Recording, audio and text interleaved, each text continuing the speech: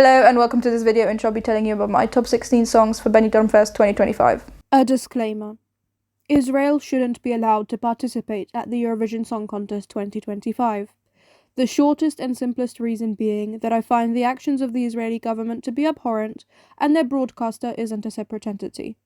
My reasons in their entirety, however, are numerous and too detailed for a disclaimer like this, but videos closely aligning with my point of view are listed in the description. I encourage you to watch those videos and do something. Further resources are added as and when they become relevant.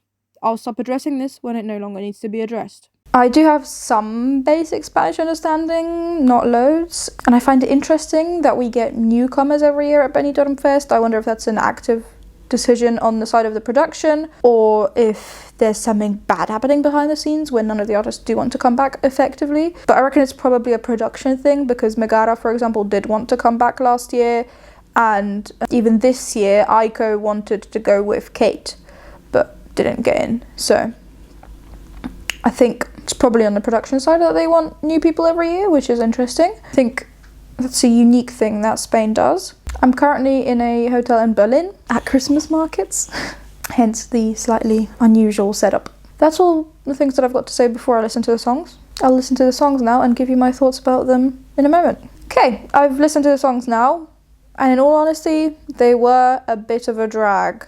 I felt like 10 to 12 of the songs sounded similar enough to me that I don't know that I'd be able to differentiate them tomorrow. And I don't know if I'm just having an off day, maybe, or if the quality has sunken at Benidormfest somehow. I also have no clue who will win. To me, there's not an obvious song that stands out.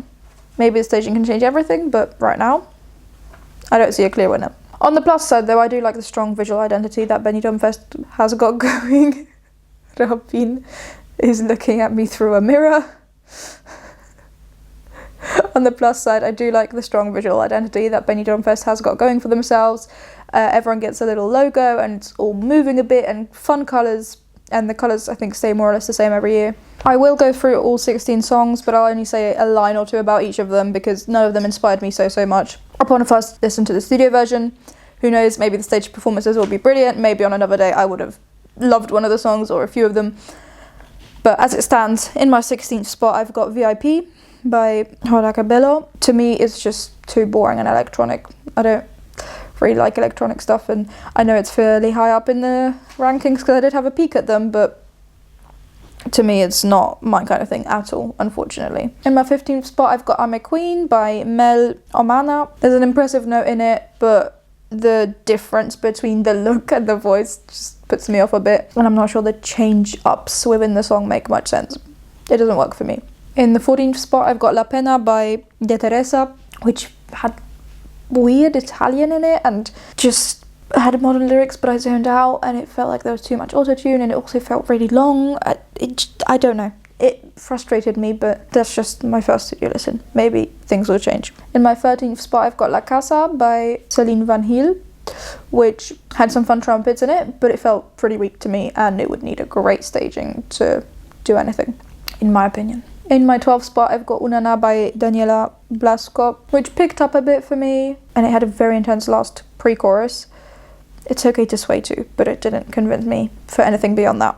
In my 11th spot I've got Loca por ti by Cube, which was a bit repetitive and had cool builds though, but I was getting tired of the, to me, techno-y sounding songs at this point when listening through them. In my 10th spot I've got Bésame by Carla Frigo, which has pretty generic lyrics, but it kind of works within the song. However, it's still a bit too electro for me, but I do think it's catchy. That's the one that's maybe been stuck the most in my head since listening to them. In my 9th spot I've got Harita de Llorar by La Chispa, which seems to be the fan favourite. I don't really get it. It's definitely different and powerful. Has cool trumpets again, but I can't really get into the sound on my first listen. In my 8th spot I've got Te escribo en el cielo from Lucas Bunn, who I thought could actually do with less production, which isn't a tip I would usually give, but on this ballad I think it could do some good. Got some impressive notes, definitely, and I enjoyed it for what it was. It was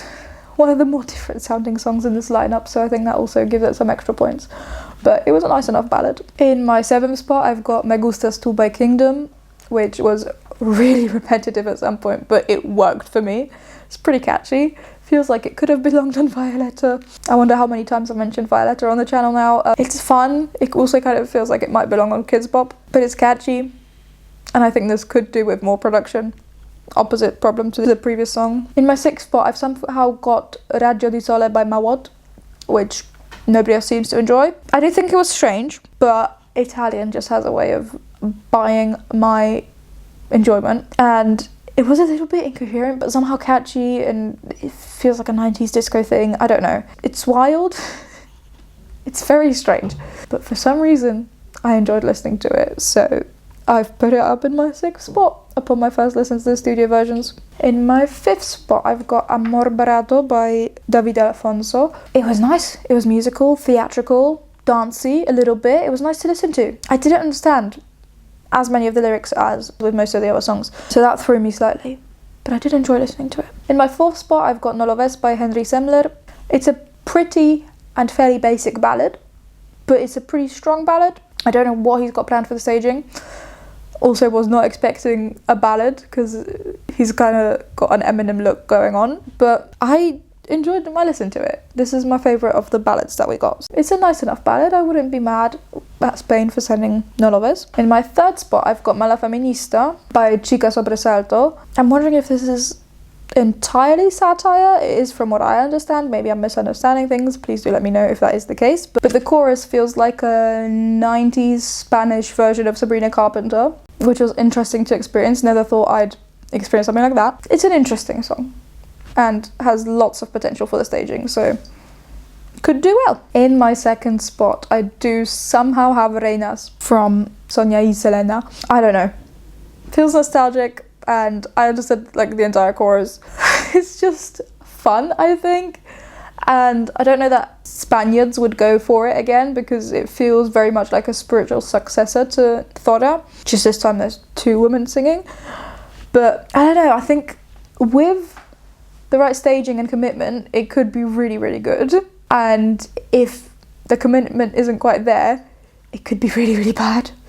So there's lots of potential both ways for this song. And my number 1, upon first listen to the studio versions, is Esa Diva by Melody. I thought it was the strongest song, just about, for me. It's got fun runs and some fun lyrics. It's not really groundbreaking. The bridge is alright, but I enjoyed my listen to it, and it was my favourite upon the first listen. It was also one of the last ones I listened to, so maybe I was getting glad that it was coming to an end, because genuinely I did think this edition of Benidormfest is pretty bland, which is unfortunate, because I thought Benidormfest was building up this cool reputation, and maybe if like a techno-y feel or EDM feel or something like that is more your style, maybe you're loving Benidormfest this year.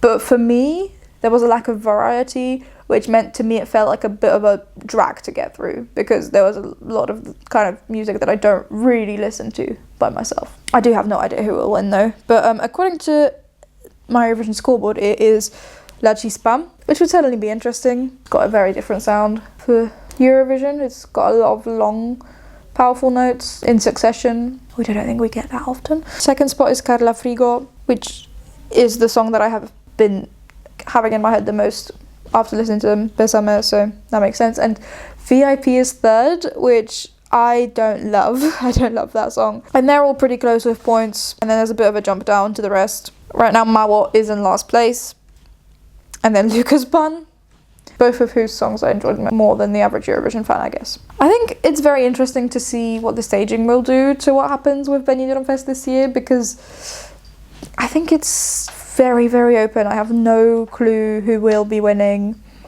If it is La Chispa, I guess well done to Eurovision fans for congregating around the eventual winner as the initial favourite. That's all that I've got to say about Benidormfest 2025. I would love to hear your comments though, because I'm a little bit baffled by it. It's a little bit bland to me, and I have no idea who will win, so please leave your thoughts down in the comments below. If you liked the Let's Use Plus song, for example, tell me why. If you literally like the video, do also press the like button and share the video maybe with a friend who would also want to watch it.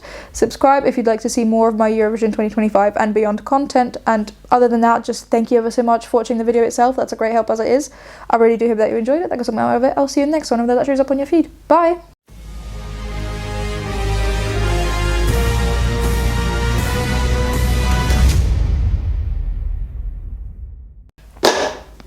Rzuciła wodę? Się wylało coś? No, dziękuję, Robi. Widzisz, jak ją można przywołać?